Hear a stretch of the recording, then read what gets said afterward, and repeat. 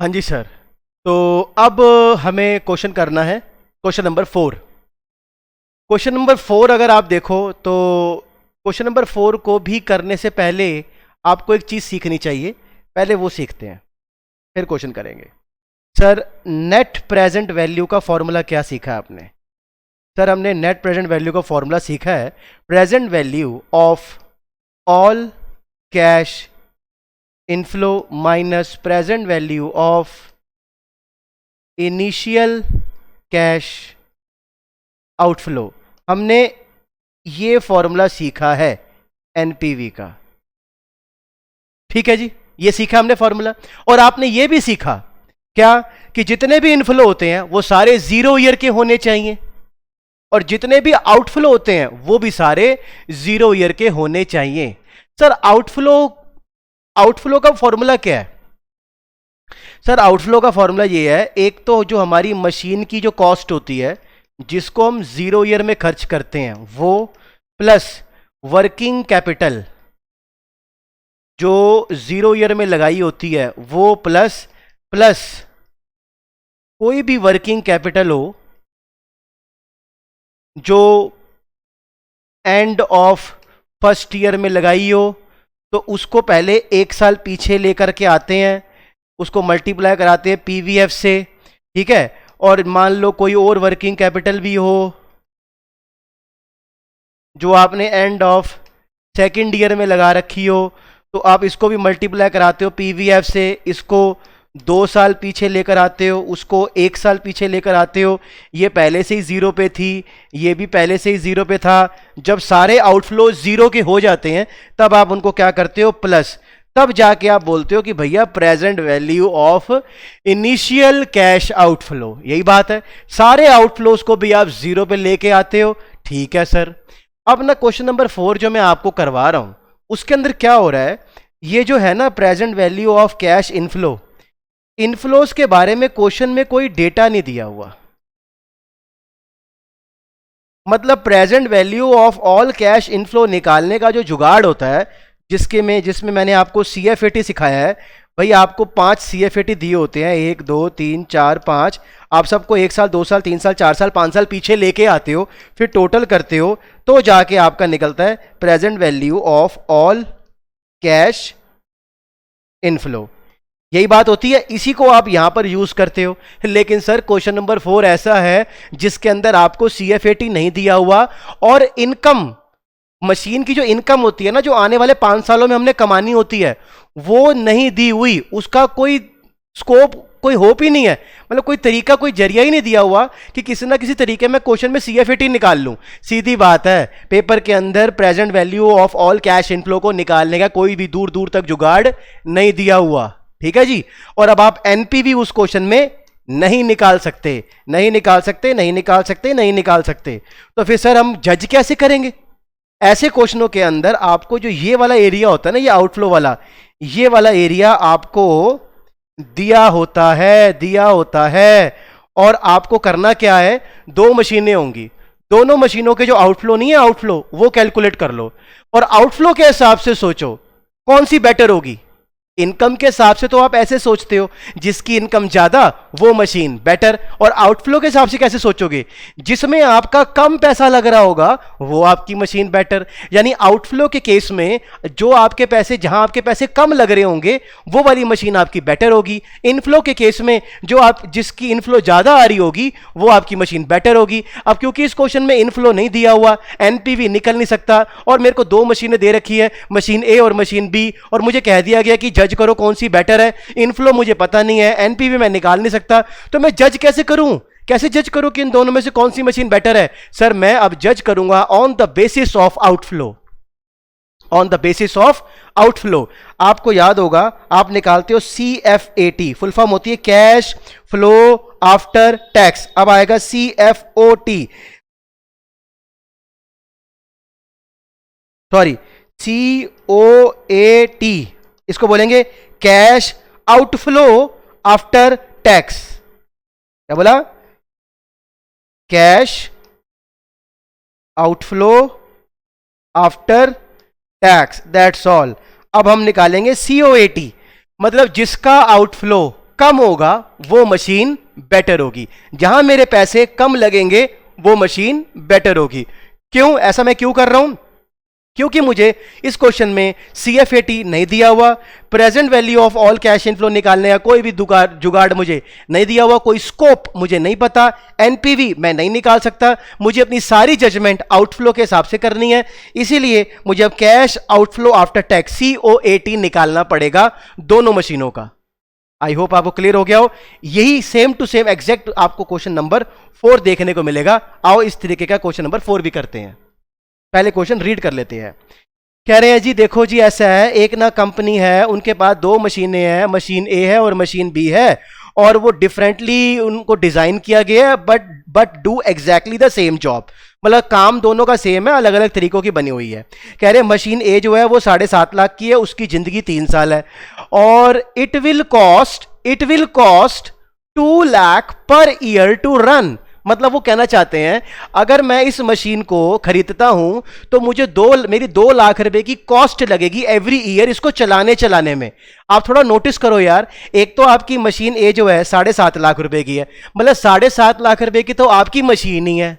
उसके बाद उसको आप 3 साल लगातार जब चलाओगे तो 2 लाख रुपए उस मशीन को चलाने की आपकी क्या लगेगी कॉस्ट। पहले साल 2 लाख लगेगा, अगले साल 2 लाख फिर लगेगा, उसके अगले साल 2 लाख फिर लगेगा, ऐसे 3 बार आपका 2 लाख 2 लाख 2 लाख लगता रहेगा उस मशीन को चलाने में। ये उसकी कॉस्ट है, ये वर्किंग कैपिटल नहीं है, ये उसकी कॉस्ट है। कॉस्ट में वेरिएबल कॉस्ट हो सकती है, फिक्स कॉस्ट हो सकता है, डेप्रिसिएशन हो सकता है, कोई भी लेबर का खर्चा हो सकता है, कोई भी कॉस्ट हो सकती है। इन्होंने बस ये बताया कि ये एक कॉस्ट है जो 3 साल उसको चलाने में लगती है। नेक्स्ट, ऐसे ही मेरे पास एक मशीन B है, वो 5 लाख की है। अच्छा, मशीन है 7.5 लाख की है, लेकिन मशीन भी थोड़ी इकोनॉमिकल है, सस्ती है। ये 5 लाख की है, और लेकिन इसकी जिंदगी सिर्फ 2 साल है। वो 3 साल की जिंदगी है, ये 2 साल की जिंदगी है, और यहां पर इसको चलाने में 3 लाख रुपए लगेगा पर ईयर। लो, इसकी कॉस्ट 3 लाख रुपए, 1 साल 2 साल तक 3 लाख लगातार लगता रहेगा, और 5 लाख की तो मशीन ही है। अब कह रहे the cash flow of machine A and B are real cash flow, the cost forecasted in rupee is constant purchasing power, ignore taxes. ये तो बड़ा अच्छा लगता है सुन के कि टैक्स ही नहीं है। और अपॉर्चुनिटी कॉस्ट कितनी है 9%, ठीक है। और कौन सी मशीन हमें परचेज करनी चाहिए, लेट्स सी। पहले ना हम क्वेश्चन को नोट करेंगे।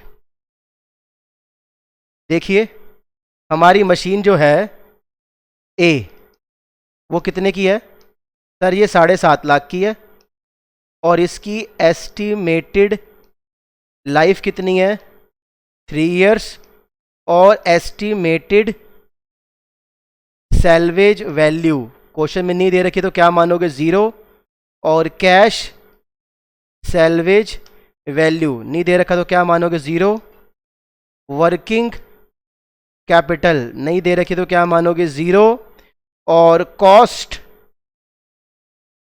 Every year, cost every year कितनी लग रही है मशीन ए को चलाने में 2 लाख रुपए की कॉस्ट लग रही है, और ये एवरी ईयर लगेगी, वो भी फॉर 3 ईयर, 3 साल लगातार आपका ये लगता रहेगा 2-2 लाख रुपए। अच्छा, ये मैंने मशीन ए का लिखा है, ऐसे ही सारा कुछ किसका होगा मशीन बी का भी। मशीन बी जो है सर वो 7.5 लाख की नहीं है, अब वो 5 लाख की है। मशीन बी की एस्टिमेटेड लाइफ 3 इयर्स नहीं है सर, 2 इयर्स है। इसके सारे जीरोज होंगे, लेकिन इसको एवरी ईयर चलाने में कितना लग रहा है आपका? इसको एवरी ईयर चलाने में सर हमारा 3 लाख रुपए की कॉस्ट लग रही है, और वो भी फिर कितने साल लगेगी? 2 साल लगेगी, क्योंकि मशीन की लाइफ ही कितनी है सिर्फ 2 साल है। और अब मुझे जज करके ये बताना है कि कौन सी मशीन बेटर है। अब मैं पता क्या करना चाहता हूं, हम जो एनपीवी निकालते हैं, present value of all cash inflow minus present value of initial cash outflow, तो ये जो present value of initial cash outflow है ना, बस अब मुझे ना ये वाला एरिया सॉल्व करना है, सिर्फ ये वाला एरिया। मुझे present value of initial cash outflow को कैलकुलेट करना है, और ये जज करना है क्या कि किसका आउटफ्लो सबसे कम है, ताकि मैं बाद में ये कह सकूं कि कौन सी मशीन बेटर है। और present value of all cash outflow निकालने के लिए आपको क्या करना है सर? एक तो 0 ईयर में आपकी मशीन की कॉस्ट कितनी है? 7.5 लाख रुपए तो आपका 0 ईयर में लग जाएगा मशीन को खरीदने में ही। एक तो ये पैसे 0 ईयर में खर्च हो जाएंगे इमीडिएटली अभी। उसके बाद फर्स्ट ईयर के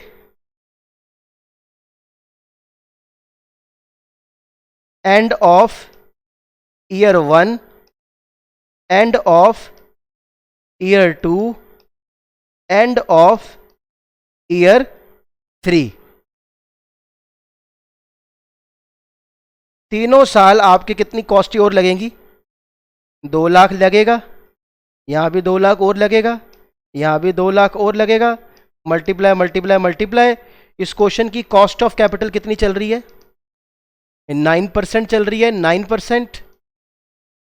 हमारा पीवी का फॉर्मूला आपको पता है? पीवी का फॉर्मूला सर, पीवी का फॉर्मूला 1/1 प्लस आर। आर क्या होता है? रेट। 1/1 प्लस 9%, 1/1.09। 1 को डिवाइड कराते हैं 1.09 से, पहले साल का आ गया 0.917, उसके अगले साल का आ गया 0.841, फिर उसके अगले साल का आ गया 0.772। और अब आप मुझे एक बात बताओ, आपको याद है मैंने क्या सिखाया था? अगर ये सारे बराबर हो तो एक एक करके मल्टीप्लाई कराने की जरूरत है क्या? या इन सब को इकट्ठा प्लस करके एक ही बारी 2 लाख से मल्टीप्लाई करा देना चाहिए था? चलो यार, अब कर दिया कर दिया। अब आप समझदार हो, आप करना जैसे आपको करना है। 2 लाख, ओहो, पहले तो मैं वो मेमोरी क्लियर करूं और एक बारी m प्लस दबाऊंगा। 1 को डिवाइड कराना है 1.09 से, ये 1 आ गया, m प्लस ये 2, ये 3 हो गए, और अब ये सारा इकट्ठा प्लस करके आ रहा है यहाँ पे 2.5312। और अब इसको मल्टीप्लाई एक ही बारी किससे कराएंगे? यहाँ 2 लाख से। आओ जी, इसको मल्टीप्लाई करा दें यहीं पे इकट्ठा से 2 लाख से। ये आपका आ गया सारा कुछ ऐसे करके 5,06,258। मतलब 0 ईयर में एक तो ये लगेगा, 0 ईयर में ये सारा भी लगेगा। इसमें प्लस कर देते हैं 7.5 लाख। ये आपका टोटल लगेगा 12,56,258। ये मैंने निकाल दिया प्रेजेंट वैल्यू ऑफ ऑल, या present value of initial cash outflow. मतलब एनपीवी को निकालने के लिए जो आप आउटफ्लो कैलकुलेट करते हो, ये बस आपने वो कैलकुलेट कर लिया है। अब इनफ्लो था नहीं तो माइनस करा के मैं एनपीवी तो निकाल नहीं सकता, लेकिन सिवाय present value of initial cash outflow तो निकाल लिया कम से कम सारा। ऐसी उस तरफ का भी कर लेते हैं। वहाँ 0 ईयर पे मशीन कितने की आ रही है? सर 0 ईयर में आपकी जो मशीन है, जो मशीन की जो कॉस्ट है, मशीन की जो कॉस्ट है 0 ईयर की, वो इसमें 5 लाख की है। फिर उसके बाद एंड ऑफ ईयर 1, फिर एंड ऑफ ईयर 2। बस इस मशीन की लाइफ तो सिर्फ 2 साल ही है। पहले साल के एंड में 3 लाख की कॉस्ट और आएगी, दूसरे साल के एंड में 3 लाख की कॉस्ट और आएगी। पहला वाला होगा 0.97, 1 साल पीछे आ जाएगा। ये 0.841 से मल्टीप्लाई होगा तो 2 साल पीछे आ जाएगा। और इसको भी कर लेते हैं, पहले मेमोरी क्लियर करते हैं। अब m प्लस फिर 1 डिवाइडेड बाय 1.09, ये आ गया एक बार ऐसे, ये एक बार ही प्लस, ये 2 बार प्लस, ये 2 बार हो गया प्लस, 2 बार प्लस करके कितना आ रहा है? ये 1.75911। इसको अब एक ही बारी किससे मल्टीप्लाई करा देंगे? 3 लाख से, मल्टीप्लाई में 3 लाख, ये आपका आ गया 5,27,733। और प्लस करो उसमें ऊपर वाला 5 लाख भी। ये लो जी, ये आपका हो गया 10,27,733। ये आपने निकाल दिया present value of initial cash outflow, निकाल दिया सारा। और अब आपको ये जज करना है इसमें कि आपका आउटफ्लो कम कहाँ लग रहा है। मशीन ए में आपका 12 लाख रुपए का आउटफ्लो लग रहा है, मशीन बी में 10 लाख का आउटफ्लो लग रहा है। अब आपका पैसा कम कहाँ लग रहा है? मशीन बी में लग रहा है ना। तो नीचे आओ, रिकमेंडेशन